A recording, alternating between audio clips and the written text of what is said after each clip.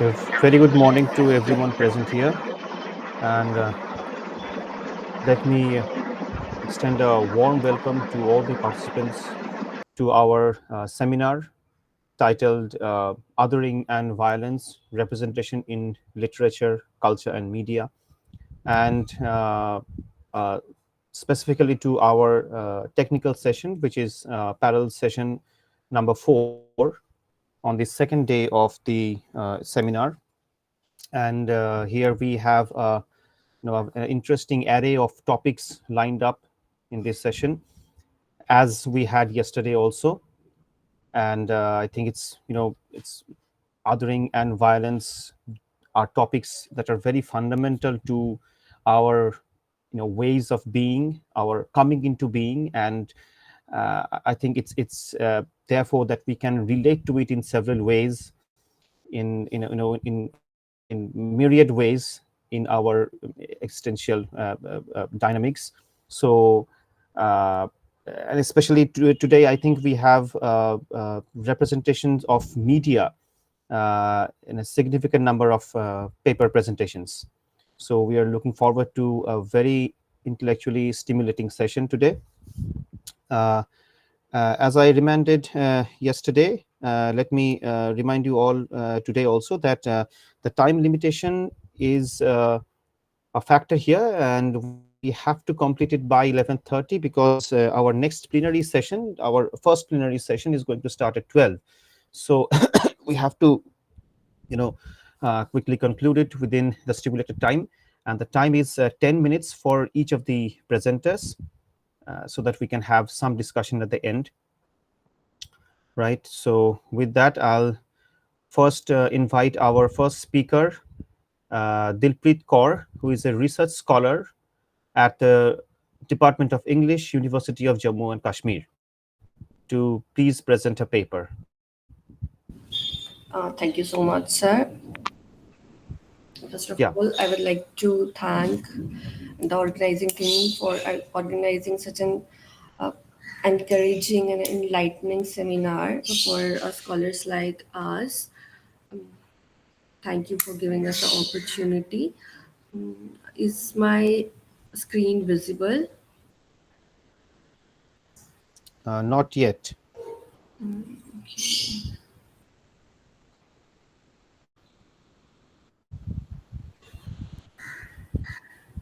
Have you shared it? Yes, I am sharing it. Okay.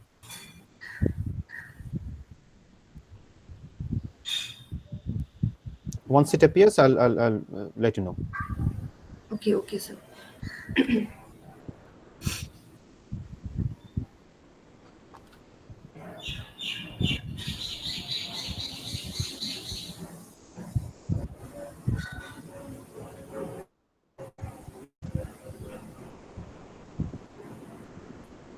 I am sharing my screen.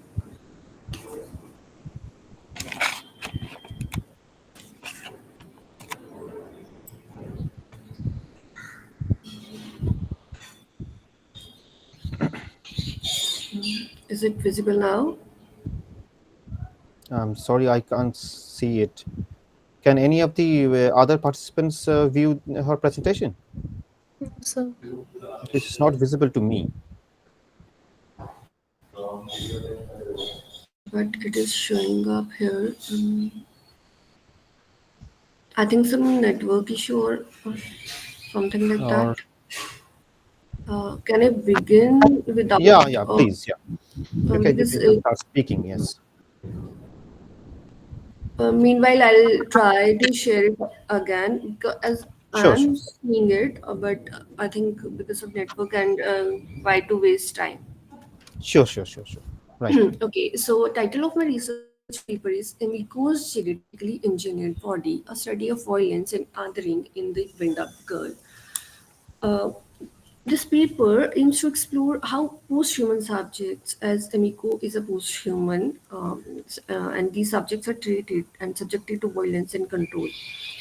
It focuses on how the novelist, that is Paolo Bacigalupi, uh, treat these post-human subjects as others, and I have applied the concept of concept concept given by Michel Foucault to understand modern society's exercise of control.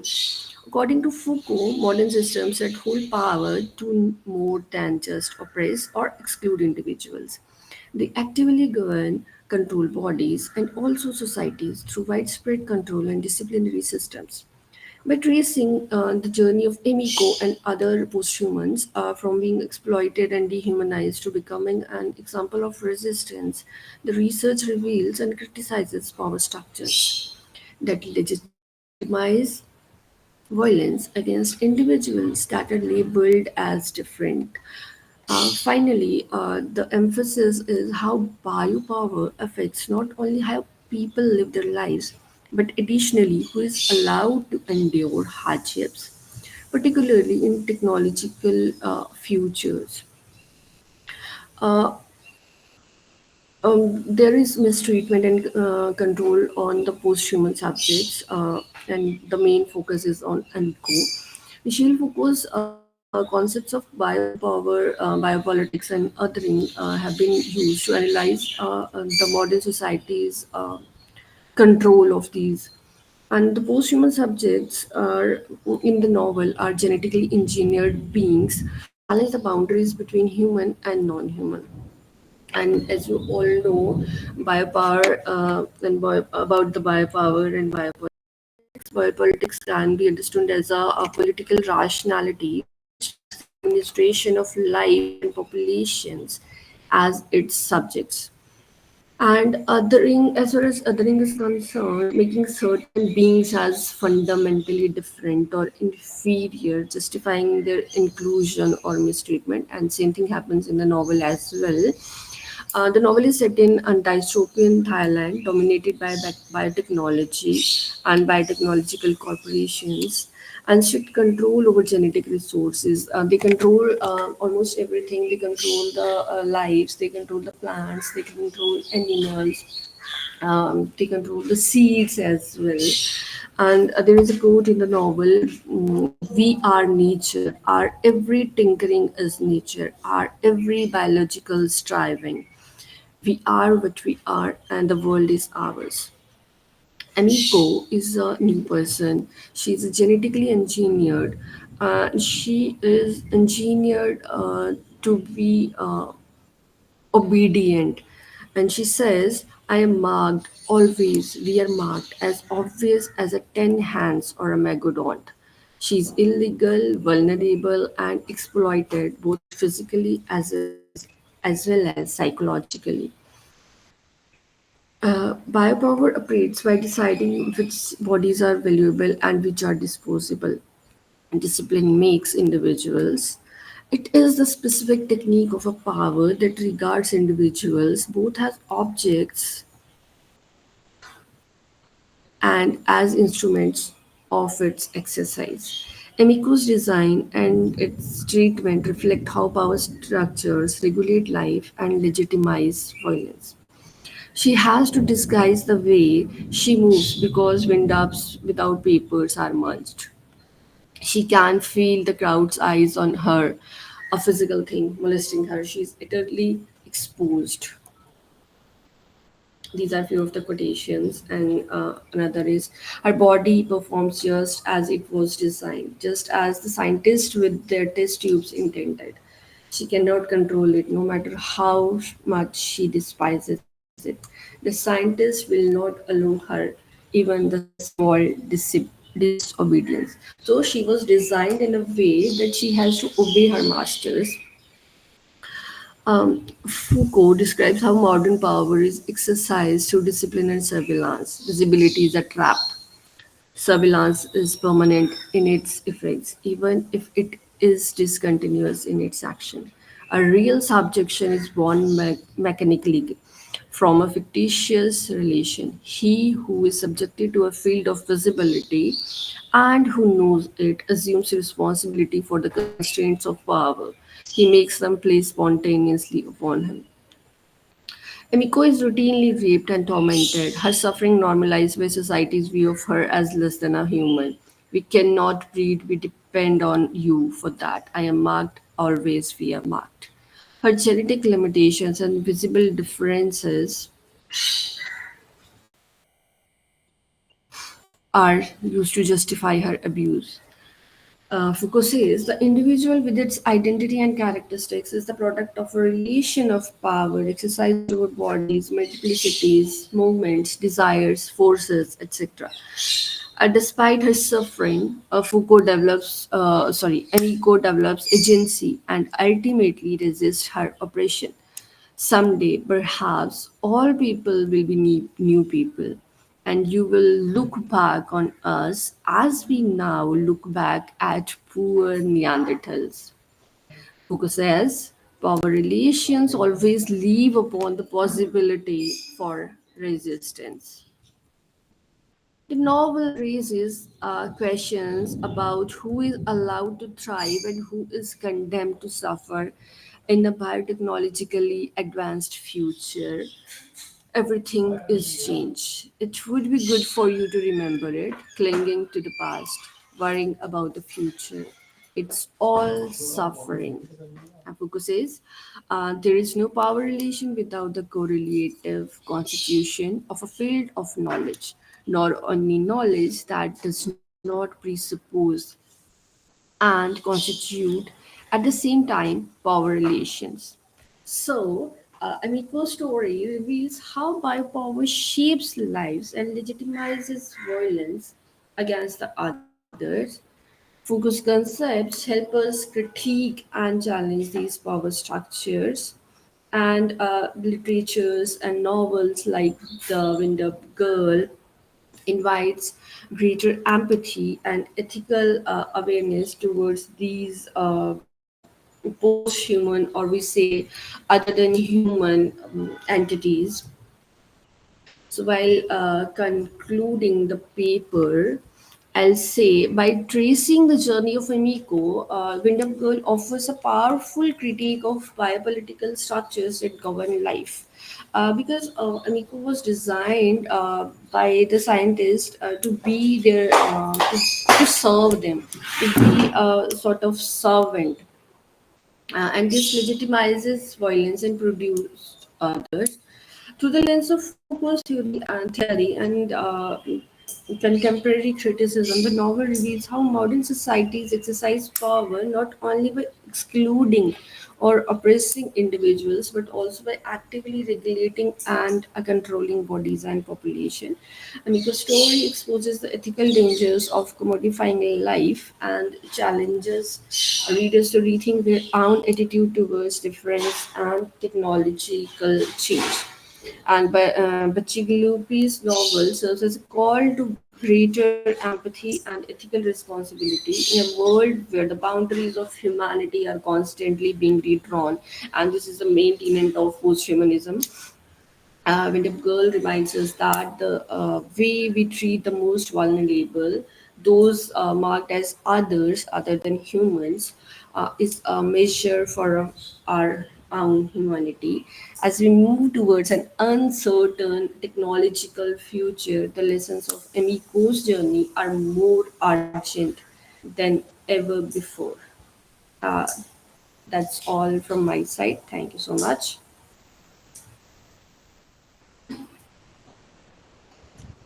Thank you, madam. That was a very insightful session, and thank you for taking this issues of othering and violence forward into the future as you speak of the new persons and the genetically modified, genetically engineered bodies, which again become sites of biopower, and probably not only of exploitation, but that of resistance as well. Yeah. Thank you for that. Thank you so much, sir. So, moving forward, uh, our next presenter, I'll call our next presenter, Madam Swastika Karki, who is a research scholar at the University of Lucknow. Madam, if you're here, would you please present your paper? Good morning, sir. Let me try sharing my screen first. Please let me know Sure, once sure. it's visible. Sure, sure.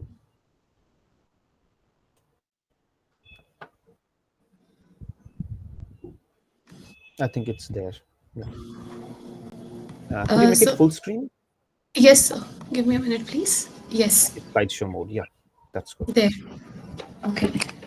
So, the topic of my presentation is She Who Strikes Back, Gender, Systemic Violence, and the Catharsis of Female Fury. This presentation explores how female characters who use violence in films and television challenge gender roles.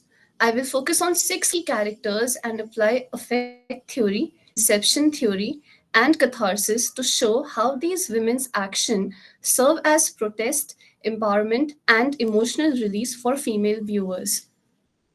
I will be, as you can see on the screen, I will be taking examples of Amy, Lagertha, Cassie, this assassin called the Bride, Yoon Ji Woo, and Moon Dong Yeon. Each enacts violence as a form of protest or emotional release. As we are seeing a shift in cinema, we get to see more female characters using violence without being villainized for it. They are seen as agents of revenge and justice, not just victims. Scholars like Heimberger call these good for her narratives. These stories allow female viewers to feel catharsis and emotional release, often denied in male led revenge films. If we look at the theoretical framework, the core theories which are being used are affect theory attributed to psychologist Sylvan Tompkins, which explains how we feel things on a bodily level and how on screen rage or grief can emotionally affect us. Catharsis is Aristotle's idea of emotional cleansing through art. He believes that audience can release anger through watching it play out. Next, we have the feminist film theory and the male gaze, described by Laura Mulvey. It shows how cinema has often portrayed women passively. These violent female characters flip that narrative by acting with power and purpose. Now, let's take a look at a first example, Amy Dunn. In order to seek revenge on her cheating husband, she faked her disappearance and frames her husband for her death. Her cool girl monologue criticizes how society expects women to be submissive. Instead of being a victim, she manipulates the system, turning female stereotypes into weapons.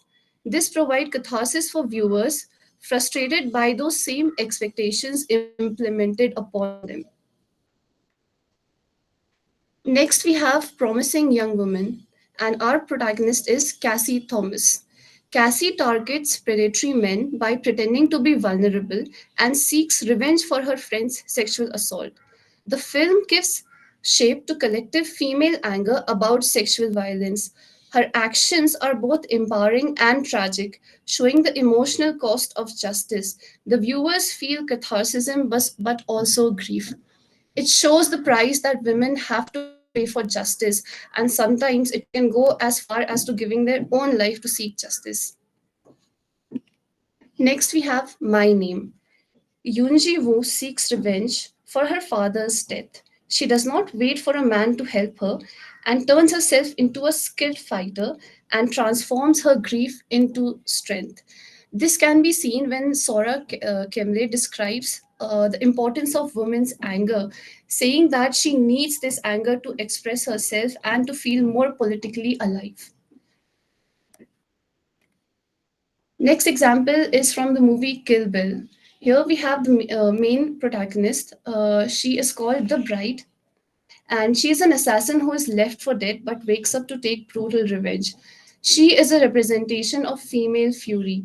Her body is central to the film, but not as an object. Mulvey's theory is inverted here as she acts and kills while the camera follows her but not gazes at her.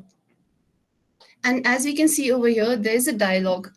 Those of you lucky enough to still have their lives, take them with you. However, leave the limbs you've lost, they belong to me now.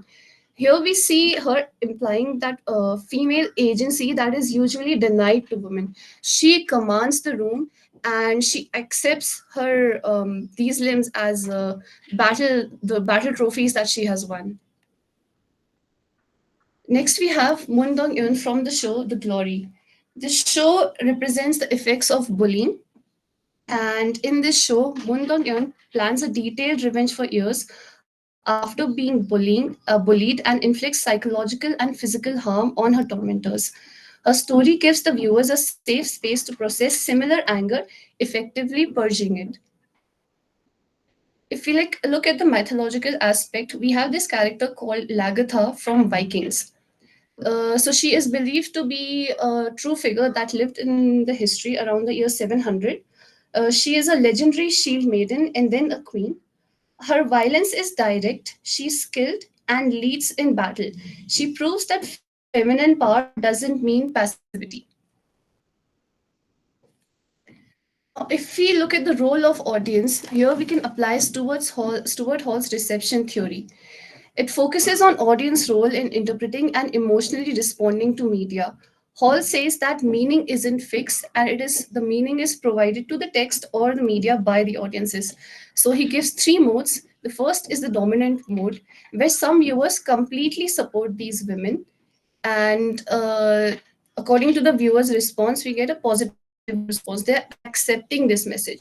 Then we have the negotiated reading. Here we get a mixed reception. That is, that the viewers are conflicted. Some might accept the violence and accept the message, but they might be critical of the violence and how the justice is being portrayed. Oppositional reading is when the viewers completely reject the message or oppose the message, which they might be reasserting patriarchal norms. One such example is when we look at the example of Cassie. She might be considered crazy for sacrificing herself to avenge her friend, but nobody questions a man when he wages war and sacrifices millions or takes his army just to defend his honor or his family or his friends.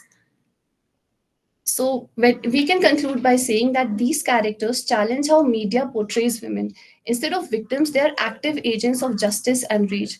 Through these theories, we observe how their stories help audience, especially women, process anger and feel empowered in a world where a woman's emotions are often dismissed.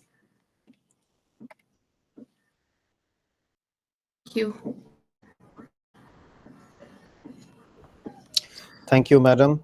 That was a very pertinent and very, it was a very relevant session, because I think we are seeing an increasing number of these kind of films and series which have, violent female characters, and it was very interesting how you talked about the cathartic effect that it has on the female viewers, and how it becomes a means of narrative empowerment. And I think I can recall films like certain films that it comes to my mind is the Revenge, and I think some I Spit on Your Grave, or say NH10, more homegrown movies like that. Yes, sir. It was very difficult to pick some of these characters because we also have present representations of queens like Elizabeth and Mary Stuart Sure, and sure, of course, of course, of a lot course. of Why fictional forget that? Yeah, characters too. But it was a pleasure sure, sure. presenting this topic, sir. Thank you for this opportunity. Thank you. Thank you to you too, ma'am. Now moving on, I'll now request Oro Prasad Parida, research scholar from Fakir Mohun University, Balasore, Odisha, to please present your paper. Sir, if you're here and if you're ready, we're good to go. Yes, sir. Okay, good Good morning. morning, everyone, respected chairpersons and my dear fellow presenters. My name is Aura Prasad Parida, and I'm a PhD research scholar in FM University. So the topic I'm going to present is slavery and violence, a dialectical perspective of Abraham Lincoln's leadership in combating the racial othering. This paper critically examines Abraham Lincoln's leadership through the lens of dialectics, focusing on the violent and systematic racial othering embedded in American slavery. It interrogates Lincoln's evolving stance on race, emancipation, and unionism, positioning his leadership as a dialectical process negotiating between moral idealism and political pragmatism. Drawing from Hegelian dialectics, the study explores the tensions, contradictions, and resolutions with Lincoln's policies and public disclosure, while also scrutinizing the limitations and ambiguities of his approach to racial equality. It further examines Abraham Lincoln's role in dismantling slavery and confronting racial othering through a dialectical lens, mapping how he negotiated the thesis that is institutional slavery and accepted racial hierarchy, antithesis that is abolitionist insurgency and moral crisis of violence, and synthesis that is emancipation and constitutional transformation. So basically, when we talk about dialectics, it is going through two different or opposing ideas in order to get a solution. So that is what is I'm going to discuss in this topic. That is, the thesis is institutional slavery and accepted racial hierarchy. Antithesis is abolitionist insurgency and moral crisis of violence, and synthesis is emancipation and constitutional transformation. So I have taken his speeches, his policies, wartime actions, and some of the books and movies upon him to analyze my research work. Philosophically, dialectics emphasizes transformation through conflict.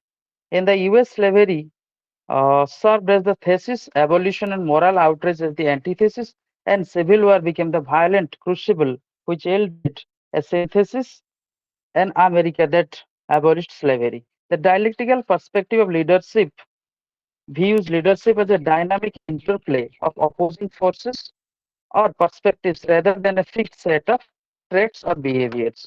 It emphasizes the importance of understanding and managing contradictions, conflicts, and tensions within leadership contexts to achieve organizational goals.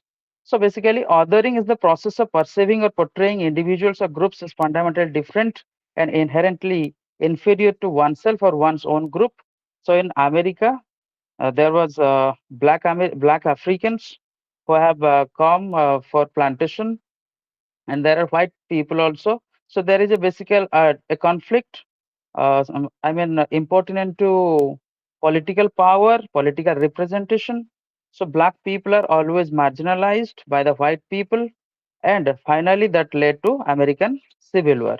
It involves emphasizing differences and constructing a sense of us versus them which can contribute to prejudice, discrimination, and even violence. So racial othering is a form of rhetoric highlights its neviation between conflicting ideas and racial othering which differentiates people on the basis of race. That means I'm sorry to interrupt. I'm sorry to interrupt, background sir. or racial You're outlook, having some black issues with people are the always subjected to network. violence, and most of us know that violence upon slaves. Right, sir. Is it okay now, sir? Yeah, it's okay now. It's okay now. Hello, You am I can audible, continue. sir? Okay, thank you, sir. So violence against slaves, because the black people are underrepresented politically, and violence was there, or violence was always used to control them. Violence against enslaved black people was pervasive and multifaceted, encompassing physical brutality, sexual assault, and psychological trauma. It was a core component of the system of slavery used to control, police, punish, and dehumanize those who are enslaved. So here comes the leadership quality of Abraham Lincoln, who took various methods to abolish slavery, because although he knew that slavery is a very bad thing, it is morally downtrodden, but he was also restrict by the constitutional methods, constitutional rights. So, a dialectical perspective on Abraham Lincoln's leadership in abolishing slavery highlights his navigation between conflicting ideas and pressures. He recognized the moral wrong of slavery, yet was constrained by constitutional limits, public opinion, and the need to preserve the Union. His leadership involved a dynamic process of evolving, understanding, strategic action, and compromise, ultimately leading to emancipation. So there was several conflicts among the Union and the Confederacy. So he took several methods, several negotiation methods to bring down slavery and to establish a democratic country uh, in America, which actually proved that the 13th Amendment which Abraham Lincoln brought forward with too much difficulty to abolish slavery permanently in America and bring a democratic policies to all the African Americans who are living in America. So that is all. Thank you so much. Thank you, sir. That was a very enlightening session, and you have very wonderfully picked out this little-known, episode of Lincoln's journey. His journey from his ideas on slavery, that you have placed it through. You have tried to see it through the dialectical Hegelian dialectics of thesis, antithesis, and synthesis, and you have brought all the way to the Emancipation Proclamation of 1863. That was very interesting. uh, so next to I'll request Swathi S, Yes, sir. who is a research scholar from Annamala University, Chidambaram, to please present Yes, a sir. paper, madam. Yes.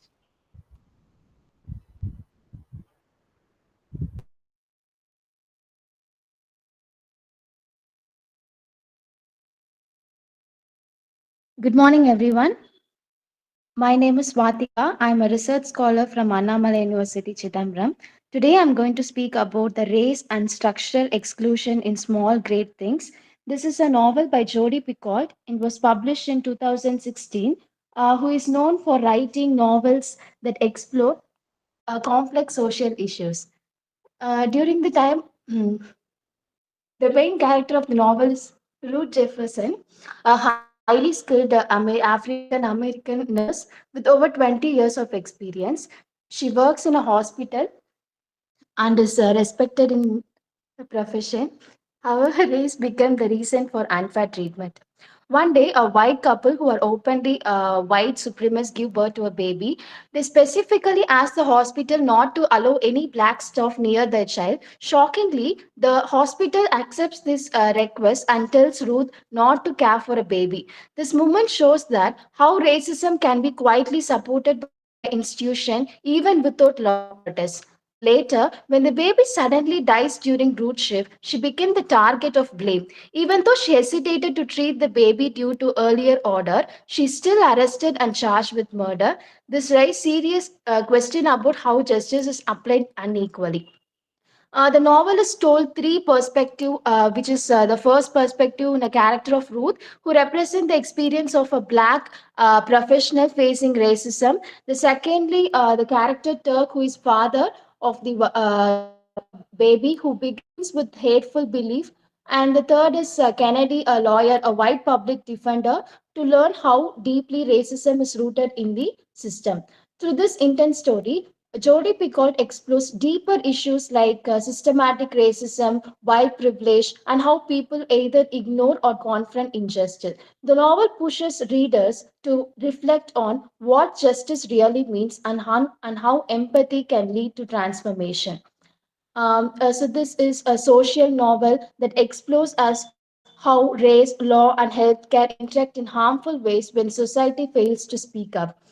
Using critical race theory, the first is the racism is not just individual, it is systematic. So critical race theory teaches us that racism isn't just about bad individual, it's built into systems like schools, hospitals, courts that often seem neutral but can treat people differently based on race. Whiteness as a property gives unearned advantages. This idea means that being white often gives people silent privileges like being believed, trusted, or respected without having to earn them. In the novel, white parents uses this power to control a hospital decision. The thirdly, the color blindness hides racial injustice. When people say "I don't see race," they may think they are being fair. But critical race theory shows that ignoring race often means ignoring real inequality. In the novel, Ruth Lawyer tries to avoid talking about race, which harms the case at first. And fourthly, the intersectionality shows how race, gender, and class overlap. Because Ruth isn't just black, she's also a woman, a single mother, and a nurse. Using this theory, intersectionality tells us that all of these parts of identity shape how she experiences racism as well as exclusion. Racism in healthcare. Ruth is removed from a duty due to her race, not her skills. So she is an experienced nurse, yet she's taken off a case simply because the baby's parents are white supremacists. And also, the hospital, instead of protecting Ruth or standing up against hate, the hospital accepts these parents' demand, showing how racism is often quietly accepted. This also shows how neutral policies can be still discrimination. The hospital decision may seem like a rule or a procedure, but it actually supports racism. This is what we mean by structural exclusion. And we can also see the fear of Ruth because she's hesitating during an emergency. When the child is is at emergency, her previous exclusion becomes the reason, and she is blamed, showing how racism follow her across system.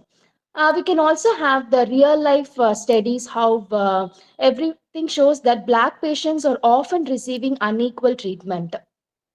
Also, the institutional racism can be silent as well as deeply harmful. The author purpose and intent of this novel is that Jodi Picoult writes about many social issues through fiction. She interviewed real nurses, a lawyer, and white supremacists for accuracy. Her goal is to challenge readers to see real basis in daily life. And we can also see a real case parallel to this novel. In 2012, there is a black nurse in Michigan who is also in the same as this story. She's been removed due to race, and we can see this shows that fiction reflects true events also.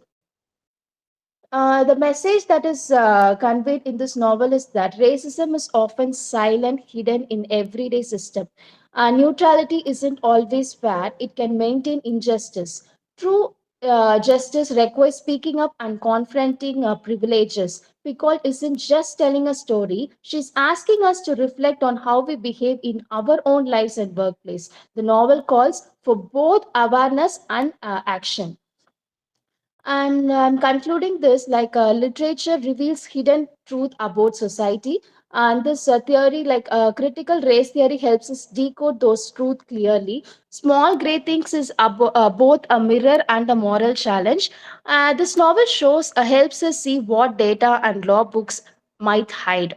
Racism is real, is it's structural and it affects life. Literature like this moves us closer to justice if we are willing to see and act. Thank you.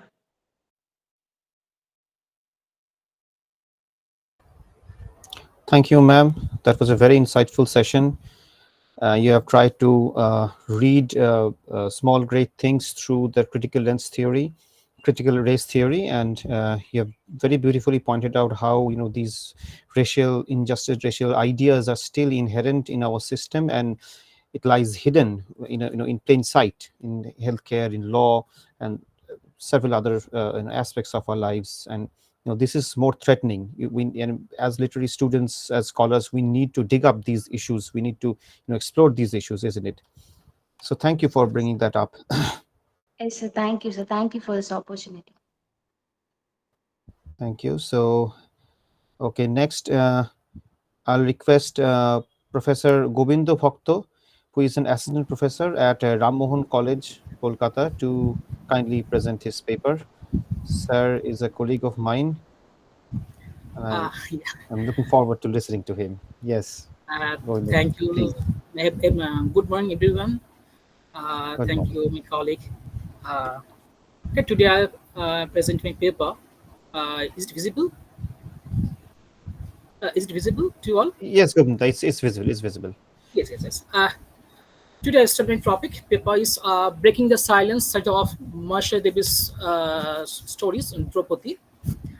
Uh, Marsha Devi was a renowned Indian Bengali writer and activist known for her works basically for the for the poor people and the subaltern people.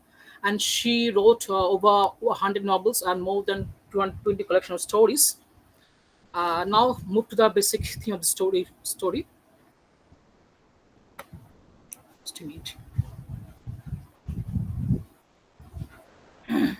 Sorry. Just a minute.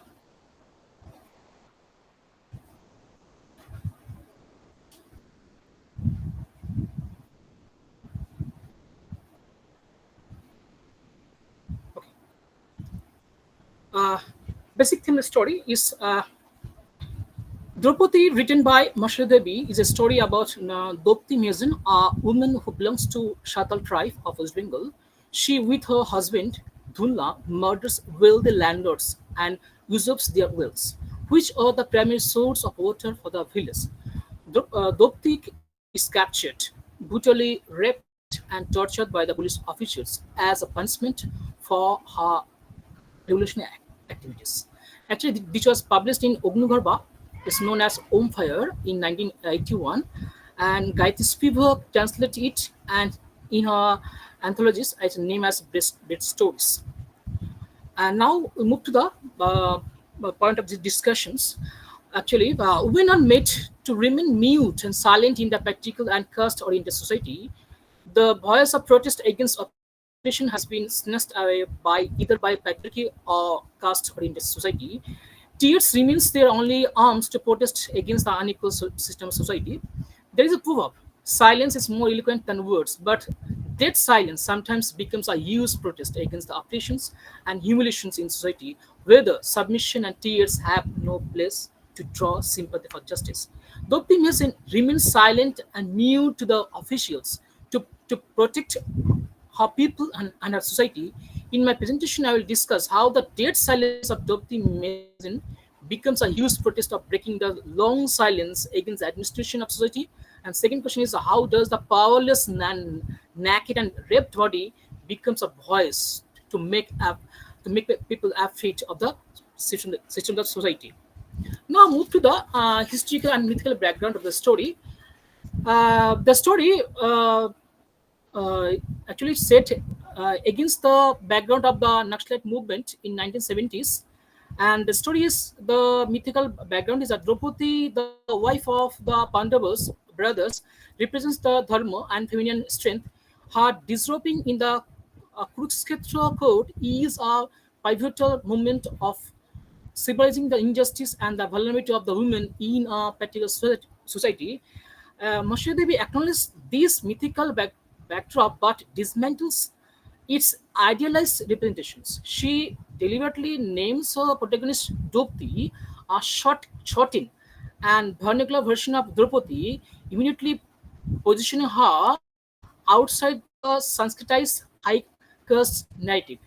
Unlike the passively wrong Draupadi of the epic, Dopti is an active agent, participating in armed resistance against systematic injustice. She is fiercely independent and committed to fighting for her people. The story culminates in Dopti's capture and brutal gang rape by the Indian security forces. This horrific act echoes the disrobing in the Mahabharata, but Devi strips it of and romanticizes or allegorical significance. This deliberately deviates from the traditional narrative, where divine interventions ultimately protest. But in the case of Draupadi, there is no divine interventions, but only the raw and brutal reality of power.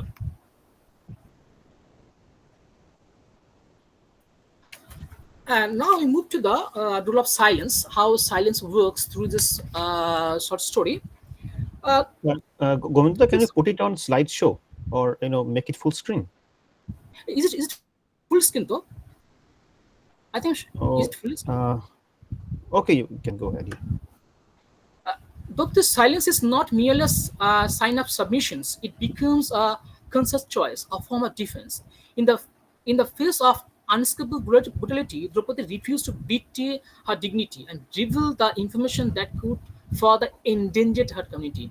Her silent endurance becomes a powerful symbol of resistance against a system that seeks to dehumanize her.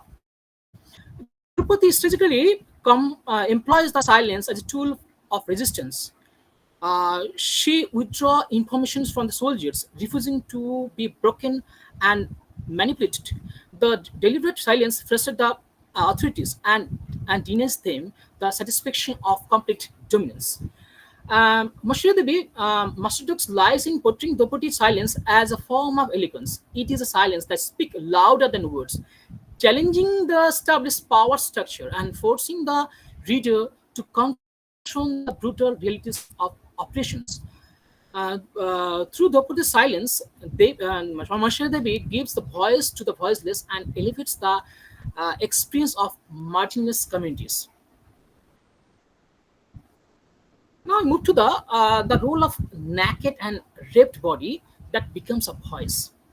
Though this nakedness initially intended to shame and humiliate her, is a transformed into a symbol of resistance. By refusing to hide, she reclaims her body and forces Shana to confront the barbarity of those actions. Her silence, coupled with her defense stance, function as a powerful condemnations. Her silence, followed by powerful and non-verbal declarations, becomes a potent form of speech, dismantling the language of oppressions and forcing those in power to confront the uncomfortable truth of their actions. Draupadi allows to move beyond a simple binary of speech and silence. It highlights the performance potential of silence as a form of resistance, reveals how the subaltern can, through acts of defense and reclamations, break the silence imposed upon them and challenge the dominant power structure. I quote from the text Draupadi pushes Shana with her two mangled breasts, and for the first time, Shana is afraid to stand before an unarmed target, terribly afraid. Now we apply the theory of can suddenly speak by Spivak. Here, I mean to say that the article explores how the theory of speech acts, particularly the concept of can suddenly speak, can illuminate the nuances of Draupadi's silence, ultimately her defended act of breaking all silence. Spivak argues that subaltern, often lacking access to mechanism of language and power, is rendered mute, unable to articulate their experiences within the established framework. In Draupadi, Draupadi is initially presented as a woman of deprived agency and voice. She is hunted, captured, and subject to unimaginable violence. Her initial response is one of the profound silence, a silence born not from choice but from the overwhelming trauma and the lack of language capable of expressing the enormity of her experiences. This silence could be interpreted as Spivak's subaltern inability to find a voice within the pre-existing power structure.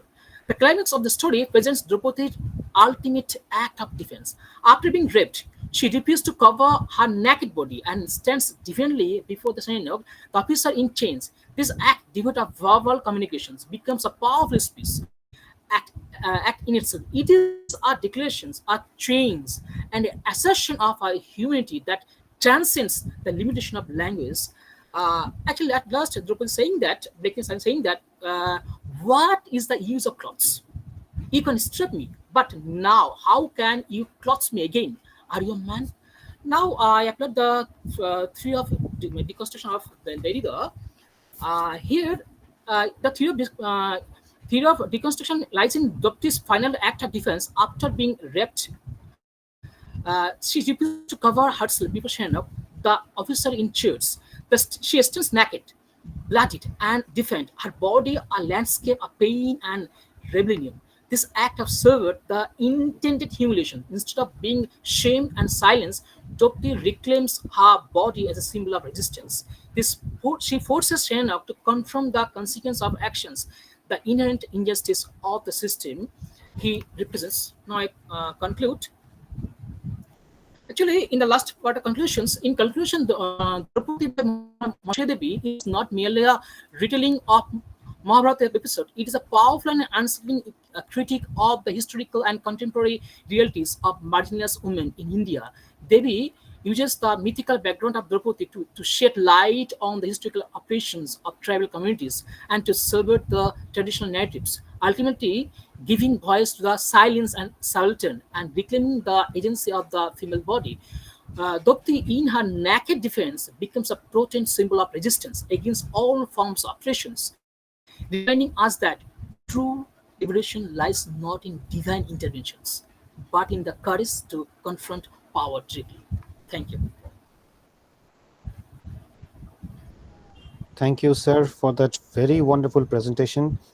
Thank you for bringing Mohasha Devi up into our discussion. And a seminar on othering and violence, it would be incomplete without her name and without a thorough discussion on her work. And you have very beautifully done your analysis of silence. And yesterday Dr. Shanjukta Dasgupta was saying about how silence is not an option for us, and silence is our worst enemy. And I think here is another form of silence, as you speak, dead silence, but that is breaking the long silence. And so it was a very brutal analysis, and it's very interesting how you were locating the voice of that of Dopti on her naked body. Thank you for that. uh, Thank you. so we'll go ahead and we'll invite Madam Trisha Dash, who is a research scholar at the Sister Nivedita University, to kindly present her paper. Madam, if you're here, Good morning, sir. yes, Yes. Am I audible, sir? yeah, you're audible. You're audible. Okay, so good morning, everyone. Today, the title of my topic is Exiled in Ink, Mapping Displacement and Migratory Trauma in Refugee Graphic Narratives. In an era defined by unprecedented levels of forced displacement, the refugee has become both a geopolitical figure and a recurring cultural motif. As nations grapple with the ethical and political implications of asylum, art has emerged as a critical space for mediating the complexities of exile. Among these, graphic novel stands out as a powerful medium that fuses visual imagery with narrative fragmentation, enabling the articulation of trauma that often eludes conventional storytelling. This paper explores how refugee graphic narratives visualize the affective and psychological ruptures of forced migration, focusing on two formally distinct yet thematically convergent texts. One is by Sean Tan's The Arrival, and another one is Olivier Kugler's Escaping Wars and Waves. These works, while aesthetically divergent, Tan's silent, allegorical dreamscape contrasts sharply with Kugler's hyper-detailed journalistic collage. Both challenge the limits of narrative representation in context of displacement.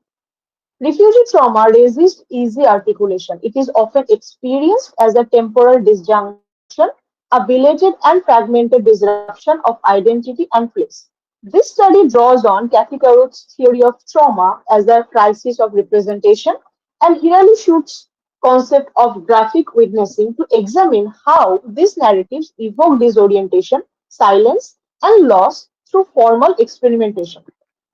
The paper addresses three central questions. How do fragmented panel structures, visual metaphors, and disrupted chronology simulate the psychic dislocation of exile? In what ways do blank spaces, textual silences, and layered imagery operate as affective tools of communication? And how might the graphic novel form itself become a site of epistemic resistance, offering a counter-archive to dominant narratives of refugeehood? By analyzing the interplay of image and text, this paper will be arguing that the arrival and imaging escaping wars and waves do not merely depict migratory trauma, they intervene in how such trauma is archived, remembered, and emotionally registered. They construct visual grammars of rupture and ambiguity that resist closure, bearing witness to the fugitive, fluid nature of refugee subjectivity. The challenge of narrating refugee trauma lies in its very nature. It is often experienced as a rupture in time, space, and self. Carruth describes trauma not as a fully assimilated event, but as one that is experienced too late, unclaimed by consciousness in the moment, and thus returns belatedly in the form of flashbacks, haunting memories, or narrative voids. This belatedness mirrors the psychic dislocation of refugees whose lives are fractured across timelines of war, escape, and uncertain futures. In this sense, refugee graphic narratives do not merely represent trauma, they structurally embody it.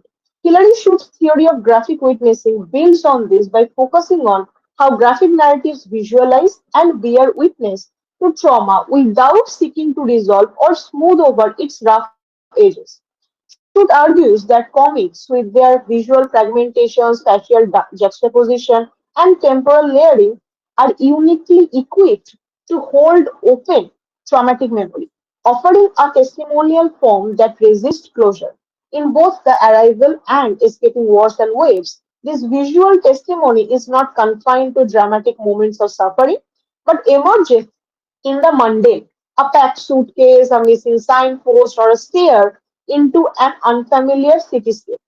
This study also gestures towards Marian Hirsch's concept of post-memory, which refers to the transmission of traumatic knowledge and emotion across generations. Shonton's The Arrival is a silent graphic novel that eschews text entirely, relying on an intricate visual lexicon to depict the migrant experience.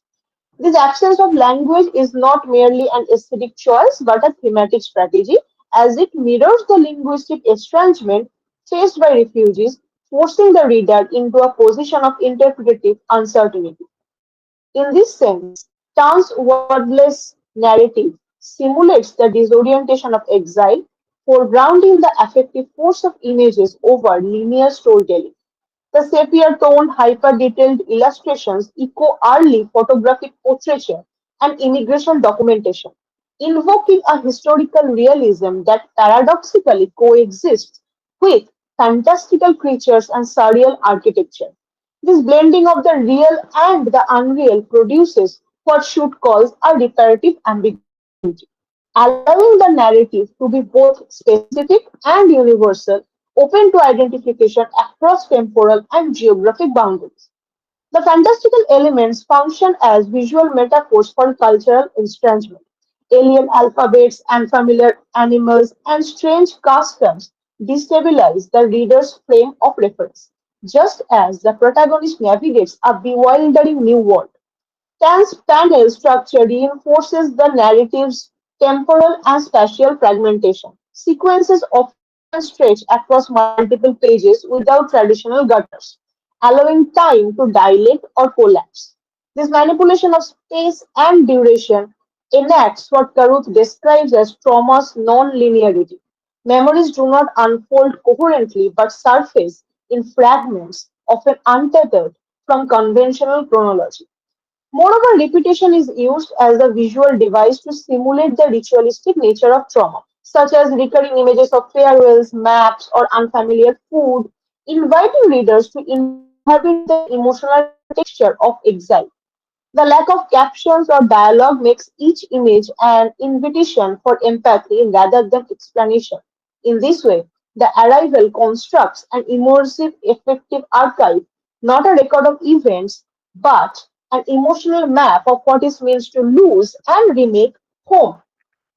Olivier Kugler's Escaping Wars and Waves offers a striking counterpoint to the Arrival's allegorical silence through its hyper-detailed, fragmented documentary realism. Commissioned by Médecins Sans Frontières, Kugler blends sketches, digital coloring, and handwritten text to depict Syrian refugees' experiences across Iraq, Greece, and France. Yet the work resists linear documentation. Its collage-like pages, crowded with annotation, object, and quotes, enact what might be called visual polyphony, conveying the dislocation and complexity of forced migration. Refugees appear not as statistics, but as layered partial subjects suspended in fractured visual fields. White space and juxtaposition evoke the spatial logic of trauma, echoing Carruth's view of trauma as nonlinear and unresolved. Kugler's own presence as a self-reflexive observer foregrounds the ethics of representation, implicating the reader in the act of witnessing. Rather than offering narrative closure, the text captures trauma's unfolding, aligning with Hirsch's notion of post-memory not as a retrospective but contemporaneous. The result is a visual grammar that honors fragmentation, resists voyeurism, and rethinks what it means to see and record exile. Both the arrival and escaping wars and waves resist the impulse to narrativize refugee experiences into digestible accounts. Instead, they construct what can be termed as counter archives, alternative repositories of memory, affect, and testimony that challenge dominant narratives of migration, often shaped by sensationalism and policy discourse or humanitarian bureaucracy. In their refusal to conform to narrative cohesion or closure, these works enact a visual politics of refusal. The arrival is less an archive of events than an archive of feeling. The absence of language itself becomes a gesture of resistance, not only against the limits of representation, but also against the homogenizing vocabulary of institutional records. Conversely, in Escaping Wars and Waves, Kugler's chaotic visual fields refuse simplification. Each page becomes a crowded site of affective accumulation. Partial testimonies, mundane details, inconsistent timelines. In doing so, the text rejects the role of the refugee as a mere subject of humanitarian pity and insists on their complexity, agency, and unresolved trauma. Moreover, these counter archives function as forms of epistemic resistance. In both cases, the graphic novel becomes a space of radical witnessing, one that does not aim to master trauma but to hold space for its ambiguities. As such, these texts are not merely artistic reflections of displacement, they are interventions. They remind us that to tell the story of exile is also to challenge the structure that demands its telling in the first place. They ask the reader not to consume but to witness, to sit with ambiguity, discomfort, and the incompleteness of understanding. As such, they hold potential not only for academic inquiry but also for pedagogical use, public discourse, and cross-cultural empathy. The aesthetic of displacement that these graphic novels develop may not promise closure, but in their haunting ruptures, they offer something equally urgent, the possibility of ethical attention. Thank you so much, sir. Thank you, madam. That was a very, very insightful session, and you have brought in graphic narratives into the discussion, which is very vital because all throughout we have been talking about words and more words, but this is the space where words fail, and the evocative drawings of Sean Tan comes into being. I myself have had the opportunity of going through the pages of Sean Tan's The Arrival once, and they're marvelous. The whole sepia tone, this as you marked out, this the mixing of the blending of the real and the unreal, and also focus on certain hand movements, panels after panels of short hand movements, or short the small petty objects in the object lying around in the house. His focus on that, you know it's a very fantastic read. Thank you for that. And so I'll move on, and I'll now request uh, Madam Jayasri Devi, who is an assistant professor at Dr. NGP Arts and Science College, Coimbatore, to please present her paper. If you're here, madam.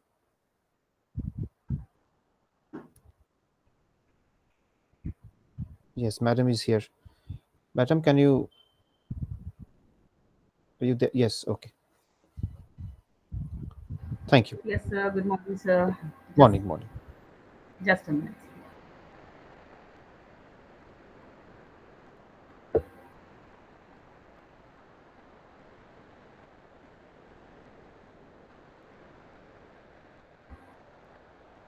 Is it visible, sir? Yes, it's visible, but try to put it on slideshow mode. That would be Yes, sir. It helpful is for there us. in that way. Just click on the slideshow mode. That's all.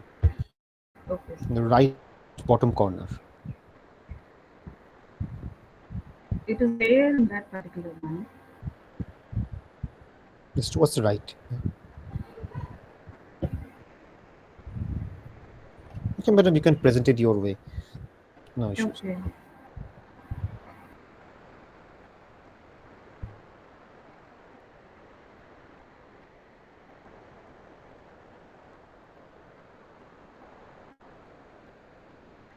Is it okay, sir, now? I, I can't see your presentation right now. You It can't. was there before. Okay, No. just a minute, sir.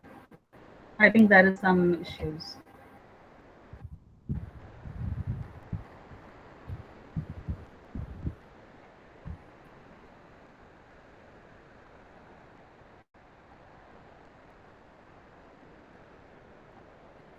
Yes, it's there now. You can Yes. go ahead, madam. Yeah. Yes, a very good morning, everyone. I'm here to present the paper on war, displacement, and racial identity in Andrea Levy's Small Island, which is co-authored by my colleague, Ms. Abhi. I couldn't.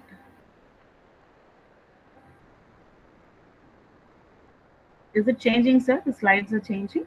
Yes, the slide is changing. Yes. It's a small island. It is telling the story about how the four lives of Gilbert, Hortense, Queenie, and Bernard were intersecting, and how it plays a major role. The novel is set before, during, and after World War II, focusing on how war shapes individuals and societal structures. The central themes discussed in this particular novel are impact of war on identity and belonging, post-war migration, racial tensions, collapse of imperial ideals and illusions. When we take up World War II and the British Empire, the Britain actually recruited thousands of its members from colonies, including the Caribbean, to fight in World War II. So that those persons who were the members from Caribbean, they were called as Windrush generation. So they were the migrants arriving, and they also started helping the British, thinking or hoping for the citizenship from British. The racial tensions rose as black veterans were met not with gratitude but with hostility and marginalization. The war's destructive power. War is disruptive and it is traditional gender, racial, and class structures will all happen because of war, and it has been completely shattered. It forces migration, reshapes identities, and tests national values. All those four characters actually has a breaking point because of war. They were broke up emotionally, socially, and ideologically. So we can also have the textual impact or the textual incidents for this. Queenie runs a boarding house in wartime, which is stepping aside from outside from her expected domestic role. Gilbert's overseas service exposes him to a less racist society compared to the post-war Britain.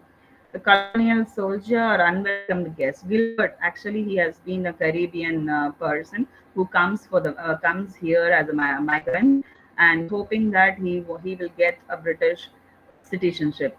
So he served the RAF, Royal Air Force, believing he is serving the mother country. Post-war England treats him as inferior and he faces a lot of racism issues. He doesn't have the opportunities, and even he couldn't get a proper house. So those kind of discriminations are all faced by the character Gilbert. Dreams of England versus harsh reality. Raised in Jamaica, Hartens romanticized England as refined and civilized things. She arrives expecting opportunity and elegance but faces a lot of cultural shock and racism. Hartens is disgusted by Queen's dirty and cramped house.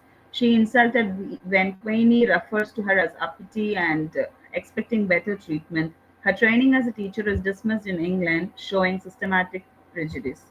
The disillusioned imperial subject. Bernard represents this, the traditional white Englishman disoriented by changing world. He returns from war, traumatized and emotionally rigid, unable to cope with Queenie's independence or England's new multiculturalism. There are incidents to back up this particular view. Bernard is shocked when he is presented with the black tenants in his house. He shows overt racism towards Gilbert and refuses to understand Queenie's decision. His silence, withdrawal, and embody post-war male trauma. From innocence to complexity, war gives Queenie a degree of freedom and empathy she never had before. Her relationship with Michael and her child born out of wedlock challenged the societal norms. Her final decision to give up her child to Gilbert and Hortense reveals both guilt and hope. There are some incidents to back up this too. So Queenie meets Michael during the war and they have a brief affair, passionate affair. Her mixed race baby becomes a symbol of new and more complex British identity. Queenie understands the child that would have a better future with black parents. The myth of imperial equality. Levy critiques the imperial promise of unity, showing it to be a hollow ideal. The black Caribbean soldiers are used during the war, but they are rejected in peace. They were promised that they will get a proper citizenship and recognition, whereas they are not able to get it once the war ends. The small island exposes systematic racism embedded in post war Britain. There are some incidents to back up this particular view. Gilbert contrasts his treatment in the raft with his post war experience in London. He is not even allowed to have a house. The people say, "Go home," and they just market him. He realizes that fighting for Britain did not make him British in the eyes of white society, forging a new identity. Migration is both a result of war and a challenge to national identity. The novel ends with the characters forming a new kind of family, multiracial, migrant, and rooted in shared struggle. Symbolically, the baby here represents the British's post colonial future. Incidents from the text to support this view. Gilbert and Hortense decide to stay in England and raise Queenie's baby. Their decision reflects hope, resilience, and a claim to be belonging to the British Empire. So overall, the small island shows how World War II was a rupture that exposed the contradictions of empire. War reshapes the lives of individuals and marks the decline of British imperial authority. The novel is also exploring highly about identity, displacement, and post colonial transformation. Thank you all. Thank you, madam. That was a very thought-provoking session on this the novel of Small Island, and that's your presentation studies the effects of the Second World War that becomes, I think, almost central to the identity of the Caribbean characters as well as the British characters. And Yes, sir. in a way, the war exposes the British ideology, and if you fight for the British, doesn't make you British. That was very Yes, sir. interesting how you have brought this out. Thank you, madam. And now I'll Thank request you, sir. our next presenter, uh, Sir Shornendu Dam, who is a research scholar at the West Bengal State University, to please present your paper, sir. Thank you, sir. I will just share this thing once. Sure, sure.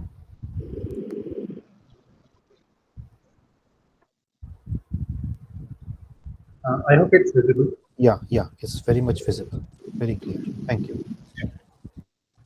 So, good morning, colleagues. I invite you just for a moment to picture a classroom.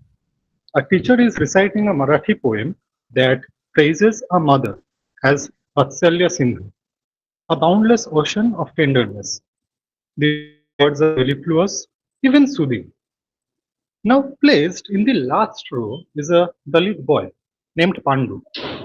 Watch how his face tightens, how the poem that is meant to celebrate maternal love instead unsettles him. Why?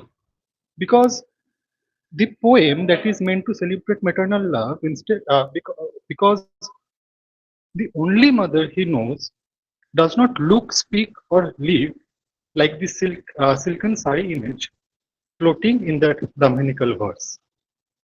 The jarring mismatch between the ideal and the reality is my point of departure today.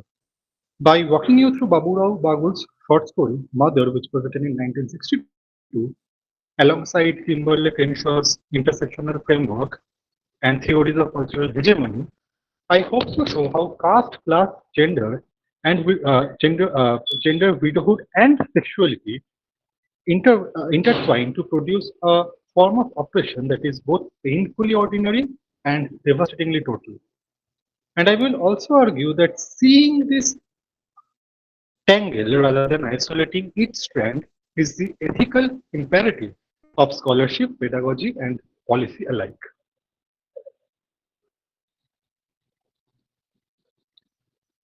Now, Kimberly Crenshaw coined intersectionality in 1989 to explain how identities overlap so thoroughly that discrimination cannot be understood one axis at a time. A black woman denied a promotion, for instance, is not merely the victim of racism and sexism in particular, but she experiences a qualitative different injury produced by their combination. Bagul's unnamed Dalit widow embodies a similar convergence of forces: caste degradation, gender subservience, class precarity, the social death of widowhood, and the moral policing of female sexuality. Each force is harmful on its own, but the story shows how their convergence can crush the very possibility of selfhood. Enters hegemony as theorized by Antonio Gramsci. Hegemony operates less through brute force than through consensus. The repeated, almost invisible endorsement of one group's worldview until it feels like a common sense. In Mother, the poem about Vatsalya Sindhu is not innocent moral instruction. It is an ideological state apparatus, one that Michael Foucault would have said disciplines the mind. The poem's Sanskritized vocabulary, such as words like Vatsalya and Sindhu itself, is steeped in Brahmanical culture. It conjures a mother who is pure, self-effacing, spiritually radiant, and safely housed within the private sphere. When this ideal circulates through a state-run classroom, it silences every mother whose body, labor, or circumstances refuses that template. Pandu therefore internalizes a double bind. Love your mother. Love your mother, but only if she resembles an upper caste fantasy. Psychologist Edgar Schein calls this process coercive persuasion, the systematic breaking down of a person's prior beliefs so new ones may be implanted. Pandu observes whispers that his mother is a slut, whispers from classmates, neighbors, even family friends. The effect is corrosive. He stops wearing new clothes because villagers say she buys them with illicit money. He studies her body language, seeking proof of sin. He begins to fear, then despise her touch. When social pressure renders maternal devotion unintelligible, a child's psychic refuge is destroyed. Intersectional harm thus pierces both the mother and the son. Now, there is a very interesting narrative strategy. Critically, Bagul never gives the widow a proper name. She is I, mother, or when slandered, a whore. This erasure is deliberate. Indian culture often divinizes mothers as goddesses, but divinity here masks dispossession. The moment a woman births a child, her personal desires, erotic hopes, and even her name may be sacrificed on the altar of patriarchal respectability. Yet Bakul refuses to let us forget the woman behind the mother. He shows her loneliness, the friction between maternal duty and bodily hunger, and the small surge of aliveness she feels when the village overseer glances at her not as a casteless caregiver, but as an attractive human being. That moment of forbidden pleasure is not a moral lapse, it is a testimony to absolute deprivation.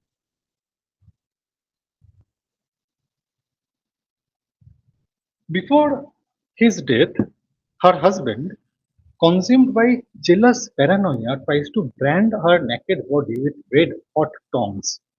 Widowhood does not liberate her, it merely shifts the source of coercion. The overseer offers money and companionship, but on his own terms. When Pandu runs away after calling her whore, she wants to chase him. The overseer tightens his grip.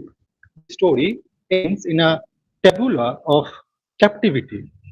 Her body pinned between a lover's arm and a child's vanished trust, like a person stuck in quagmire. Babul's final image dramatizes the historical no exit of Dalit women, trapped by caste hierarchies that mark them as impure, by patriarchal codes that bind them to sacrificial motherhood, and by economic desperation that turns every offer of help into a new leash.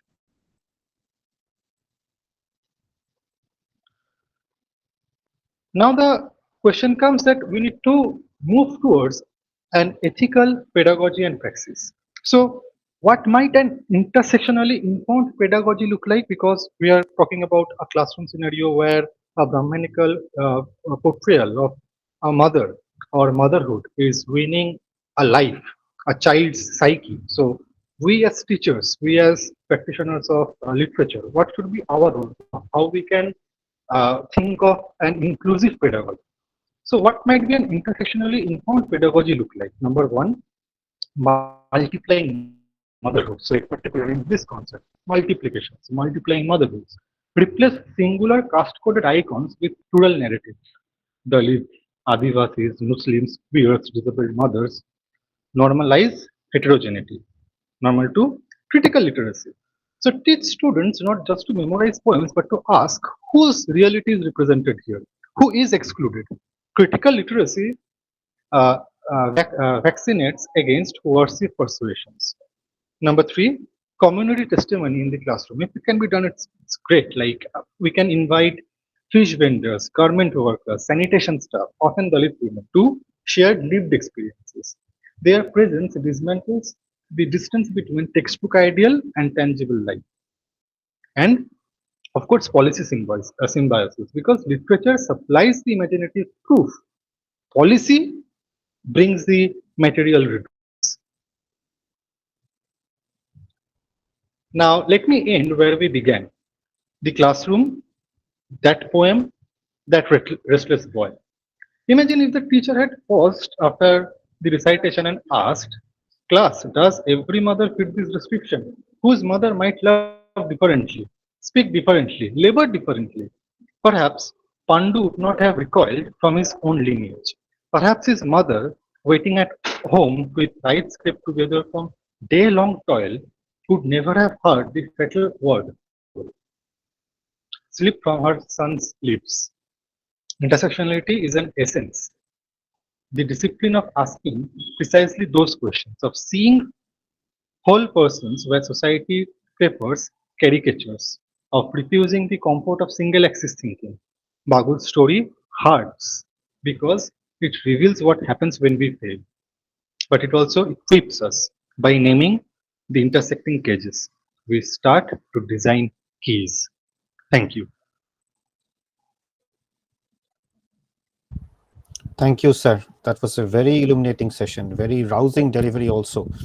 And you have very carefully chosen this Marathi Dalit stalwarts, Baburao Bagul's work Mother, published in 1962, and which I think lets you complicate these issues of othering and violence through the intersectional dynamics of class, caste, gender, sexuality, widowhood, which all go on to produce this oppressive, this very profound oppression. And uh, I would also comment on your take on the ethical and inclusive pedagogy that you have commented on, which is very, very important. We need to know this, because it's not enough to know, not enough to listen, but we have to act also upon it. And I should also comment on the choice of your pictures that you have taken on the beside the along with the text. They are very evocative. Thank you for that. Thank you so much.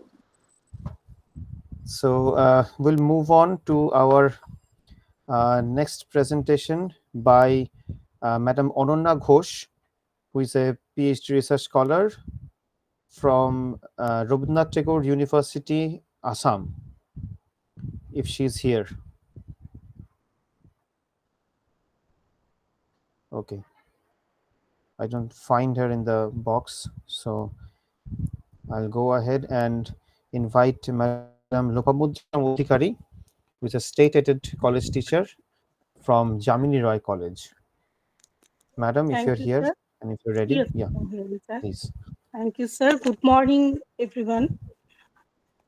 So, my paper is titled Narrative of Partition, Othering and Violence, a study of Kushwant Singh's Train to Pakistan. Independence is an ethereal experience for any country as it promulgates liberation from oppression and promises a rise to a utopian state. But India witnessed a different scenario in the aftermath of independence. The country, with a rich history of variegated diversity, saw a sudden disruption in its harmonious social fabric when the nation was divided into two hubs, India and Pakistan, based on the religious majority. Various religious groups and ethnic communities living in harmony suddenly began to be intolerant toward each other and started seeing themselves as us and them. This spree of othering forced people living in the land of India and Pakistan to flee their country. Thousands of Muslims migrated to Pakistan and the Hindus came to India. Sorry. Communal hatred clouds the sky of newly independent nation. People were looted, murdered, displaced, women were raped. Kushwant Singh's Train to Pakistan revisits those many facets of violence that took place during the partition. His fictional village, Manu Majra, is a microcosm of the period of political upheaval of post-independent India. This fictional village, situated in Punjab near newly formed border of India and Pakistan, was once a peaceful abode of Hindu, Muslim, and Sikh people. Countries of communal harmony suddenly dissipated in post 1947 India when the Sikhs in the village began to see the Muslim as outsiders. This paper aims to understand the complex nuances of the partition violence as presented in Kushant Singh's novel. Sorry, just one minute. The partition literature is often marked by trauma, displacement, and communal violence. Among the notable works in this genre, Kushant Singh's Train to Pakistan stands out for its poignant and unflinching portrayal of how ordinary people are swept into extraordinary circumstances. Like many historical accounts of focusing on the political elite, Singh centers his narrative in the fictional village of Manu Majra, which initially seems immune to the Hindu Muslim Sikh conflicts engulfing the rest of the subcontinent. However, as events unfold, the arrival of a ghost train, quote unquote, carrying the corpses of murdered Sikhs transformed the village into a microcosm of national tragedy. This paper argues that the twin forces of othering and violence, constructed through communal identity, are central to both the novel and the broader partition experience. First, we will try to understand and explain the term othering. Othering, as defined in post colonial discourse, refers to distinguishing and alienating individuals or communities perceived as different from dominant group. Edward Said's concept of Orientalism and Homi Bhabha's theory of ambivalence and mimicry help explain how identities are not fixed but constructed and imposed through socio-political forces. We now understand the process of othering in the novel. In Train to Pakistan, othering begins subtly but escalates rapidly. as national and religious identities harden. In Train to Pakistan, the fictional village was earlier harmonious. Initially, Hindus, Muslims, Sikhs coexisted peacefully. Religious differences are secondary to social cohesion, but gradually the village witnesses the emergence of suspicion with the arrival of refugees and political agitators. Muslim once our neighbor become the other. Characters like Iqbal reflect on how religious national levels are artificially imposed. Despite sharing culture, language, people are divided by political decision beyond their control. This process of othering is both external through propaganda, political discourse, and internal through fear, trauma, loss. The most harrowing aspect of the novel is how rapidly othering leads to communal violence. Singh doesn't present violence as a spontaneous eruption, but as the result of slow burning hatred and political manipulation. Circumstance becomes tensed when the train carrying murdered Sikh passengers from Pakistan arrives. Its arrival signals a collapse of moral order and a loss of humanity. What was once a shared mode of transportation becomes a vessel of death, a harbinger of doom. The violence that follows is not led by Manu Majra's original resident, but by outsider and political operatives. Yet even the villager begin to observe the ideology of hatred, showcasing how violence is often communalized through fear and misinformation. Jugut Singh, a local thug in love with a Muslim girl, Nuran, becomes the moral center of the novel. His decision to sacrifice himself to stop a train massacre represents an individual's power to resist communal madness. His action highlights Singh's belief in human agency and moral choice and chaos. Singh is, a, Singh is critical of how communalism is exploited by political leaders. The novel's characters are often pawns in larger games and with little understanding of the ideologies being forced upon them. Othering leads to reduction of individual to their religious label. Characters are no longer judged by their action or personalities, but by their community affiliations. The violence is not just physical, but existential. Families are often torn apart, homes are lost, identities are irreparably changed. Singh mourns the death of culture that once thrived in undivided India. So, Train to Pakistan served as a powerful critique of othering and communalism that can unravel the social fabric of even most peaceful communities. Thank you. I have just prepared for 10 minutes presentation, so I would not add details. Thank you, madam. Thank you. That was very engaging. And it took us back to some of our, the primary texts when we were being introduced to partition literature. And I'm sure all of us are familiar with this text as our some of our primer texts. And even as we explore new frontiers in the context of our issue of othering and violence, your paper, of course, offers a fresh outlook on this representation of communal politics in Train to Pakistan. Thank you once again. And I don't see any more paper presenters here who are yet to present their paper. So I'll open the floor to everyone if anyone has any question to your fellow presenters.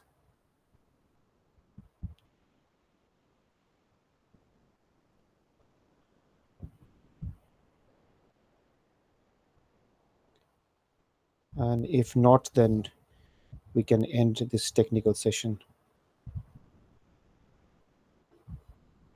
Anyone with any questions for your fellow participants?